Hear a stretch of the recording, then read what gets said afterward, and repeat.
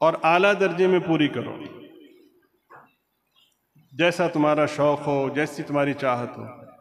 اس کے بعد بھی اگر پیسے بچ جائیں تو پھر ہمارے پاس آنا۔ تو اس شخص نے اپنی ساری ضرورتیں پوری کیں، پیسے بچ گئے۔ اب اس کی شرمندگی اور بڑھ گئی کہ یار اتنی محبت کرنے والا محسن۔ اب یہ پھر حاضر ہوا، نظریں جھکی ہوئیں کہ اللہ میں نے اپنی ساری ضرورتیں پوری کر لی ہیں اور مال پھر بھی بچ گیا ہے، اب آپ اسے قبول فرما لیجیے۔ اللہ پاک فرماتے ہیں کہ آپ نے اپنی ساری ضرورتیں پوری کر لی ہیں، آپ کی اہلیہ جو آپ کے زیر کفالت ہیں ان کی ضرورتیں تو پوری نہیں ہیں۔ آپ کے بچے جو آپ کی کفالت میں ان کی ضرورتیں پوری نہیں ہوئیں، جائیں ان کی ضرورتیں پوری کریں۔ یہ جاتا ہے گھر والوں کی جو ضرورتیں ہیں، بچوں کی ضرورتیں وہ پورا کرتا ہے، پھر پیسے بچ جاتے ہیں، پھر حاضر ہوتے ہیں، یا اللہ پیسے پھر بچ گئے ہیں۔ اللہ پاک فرماتے ہیں تمہارے بوڑھے والدین بھی تو تمہارے ساتھ رہتے ہیں، جاؤ ان کی ضرورت پوری کرو۔ یا اللہ روزانہ کی دوا اتنی ہے تو اللہ پاک فرماتے ہیں روزانہ کی نہیں، سال بھر کی دوائی لے کر رکھ، جو جیسے چاہے کر دو۔ اس نے یہ ضرورتیں بھی پوری کی اور پھر حاضر خدمت ہوا کہ اللہ پیسے پھر بچ گئے ہیں۔ تو اللہ پاک فرماتے ہیں اچھا تمہاری ضرورتیں بچوں کی، ماں باپ کی، سب کی پوری ہو گئی ہیں، لیکن تم ایک بات بھول رہے ہو کہ تم نے فلاں فلاں کا قرض بھی تو دینا ہے، جاؤ اپنے قرض ادا کرو۔ قرض ادا کرنے کے بعد اگر مال بچ جائے تو پھر آنا۔ تو اس نے سارے قرض ادا کیے، قرض ادا کرنے کے بعد مال پھر بچ گیا۔ اب تو یہ مارے شرم کے اس کی نظریں نہیں اٹھ رہی تھیں، زمین میں گڑا جا رہا تھا کہ اتنا احسان، ایک ایک چیز کا خیال۔ ٹیکس والے تو ٹینٹوا دبا دیتے ہیں کہ بھئی ہمیں ٹیکس چاہیے، ہمیں اس سے غرض نہیں کہ کسی کی ضرورت پوری ہو رہی ہے نہیں ہو رہی، ایسے ہی ہے نا۔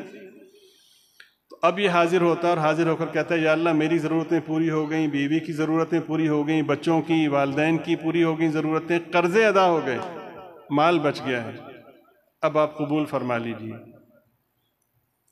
اللہ پاک فرماتے ہیں ضرورت پوری ہو گئی کہ جی ہو گئی۔ اللہ پاک فرماتے ہیں کل بھی تو کوئی ضرورت پیش آ سکتی ہے، یا اللہ کل کے لیے بھی۔ اللہ پاک فرماتے ہیں پرسوں آ سکتی ہے، ہفتے بعد آ سکتی ہے۔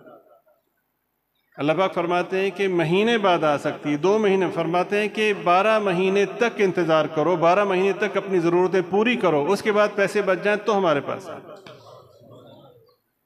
پورا سال اپنی ضرورتوں کو اعلیٰ درجے میں پورا کرو۔ یہ پورا سال اپنی ضرورتوں کو پورا کرتا ہے، سال کے بعد حاضر ہوتا ہے کہ یا اللہ آپ نے اتنی برکت دی کہ سال بھر ضرورتیں پوری ہوئیں اور پیسے پھر بچ گئے، تو اب تو یا اللہ آپ قبول کر ہی لیں۔ اللہ پاک فرماتے ہیں کہ اچھا آ گئے ہو تو ایسا کرو کہ ان میں سے 100 روپے میں سے 2.5 روپے کے حساب سے ہمیں دے دو، ہم لکھ لیں گے تم نے سارے کا سارا ہمیں دے دیا۔ یہ زکوٰۃ ہے۔ اس کے بعد بھی کوئی شخص اپنی زکوٰۃ کو چھپانے کے لیے اپنے آپ کو بینک میں جا کے کافر لکھوائے، انا للہ و انا الیہ، پھر کیڑے ہی پڑیں گے اور کیا ہوگا۔ اور بینک میں اپنے آپ کو جا کر کے غیر مسلم لکھوانا، بندہ یہ سمجھے کچھ نہیں ہوا، لکھوانے سے بندہ دائرہ اسلام سے خارج ہو جاتا ہے، ایمان بھی گیا، اور اگر شادی شدہ ہے تو پھر نکاح بھی ختم ہو گیا۔ یہ رحمت بھرا نظام ہے۔ پھر ہوگا کیا؟ اللہ فرماتے ہیں تم بیمہ پالیسی لیتے ہو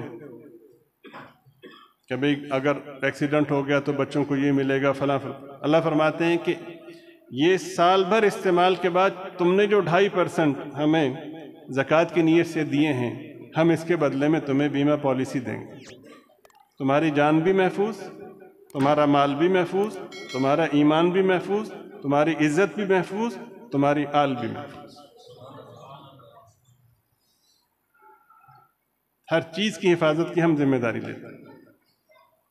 ایک آدمی دور دراز کے سفر میں تھا، کسی نے بتایا کہ آپ کے وہاں آگ لگ گئی ہے اور آپ کا گھر جل کر کے راکھ ہو گیا۔ فرمایا ایسا نہیں ہو سکتا۔ تو تھوڑی دیر بعد پتہ چلا کہ جی وہ دائیں بائیں کے سارے گھر جل گئے، آپ کا گھر محفوظ ہے، الحمدللہ۔ تو پوچھا کہ آپ نے کیسے کہہ دیے؟ فرمایا کہ میں نے بیمہ پالیسی لی ہوئی ہے۔ کیا مطلب؟ کہ میں اللہ تعالیٰ کے کرم سے وقت پہ پوری زکوٰۃ دیتا ہوں۔